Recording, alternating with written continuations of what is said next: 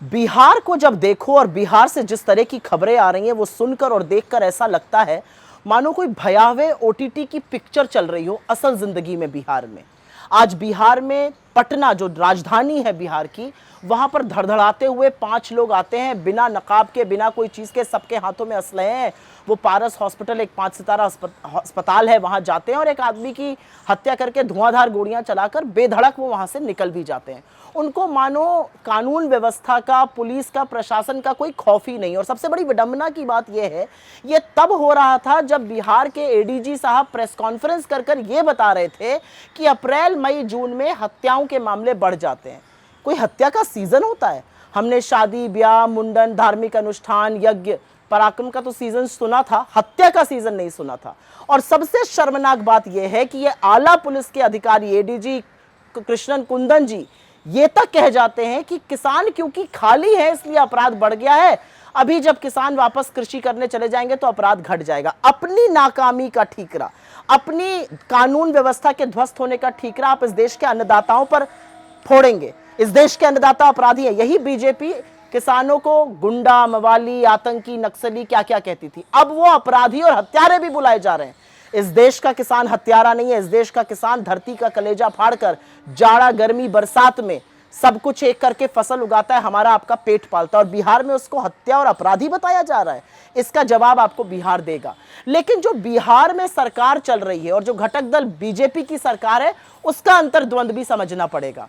पिछले 20 सालों में सुशासन का ढोल बजाया गया। सुशासन की तो कलई खुली रही है। 17 दिनों में 55 हत्याएं हुई हैं। जब मैंने सवेरे ट्वीट किया तो 46 हत्याएं थी। शाम को 5 बजे तक आते आते 55 हत्याएं हो चुकी थी।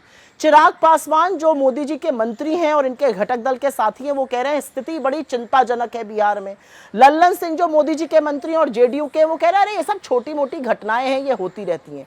तो पहले ये तय कर लीजिए कि ये छोटी मोटी घटना है या 17 दिनों में तमाम व्यापारियों की हत्या होना, तमाम महिलाओं के साथ बलात्कार होना, तमाम जगह दिन दहाड़े गोली चलना, सड़क पे 3-3 लोगों का काट देना, पूर्णिया में एक गांव में 5-5 लोगों की एक ही परिवार में हत्या हो जाना, क्या है ये? सुशासन है? ये कुशासन का सबसे बदरूप चेहरा है। और एक जरूरी बात यहां पर बोलनी जरूरी है, बड़ा सुशासन का ढोल पीटा गया था। असलियत क्या निकली? असलियत तो यह है कि बिहार में पिछले 20 साल में बिहार आज देश में हत्या में, हत्या की कोशिश में, महिला अपराध में, बच्चों के साथ दुष्कर्म में, महिला अपहरण में देश में नंबर 2 पर बना हुआ है। आप आंकड़ों के साथ खिलवाड़ नहीं कर सकते हैं।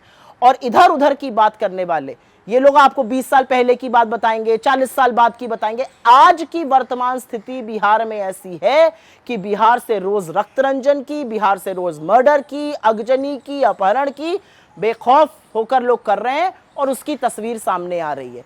आप ये सोचिए कि जब गोपाल खेमका जो एक बड़े कारोबारी थे, उनकी हत्या हुई तो पुलिस को जेल पर रेड करनी पड़ी। मतलब पुलिस भी जान रही है कि जेल में कैद अपराधी आज भी हत्या कराने का केपेबल है और वह अंदर से हत्या करा रहा है।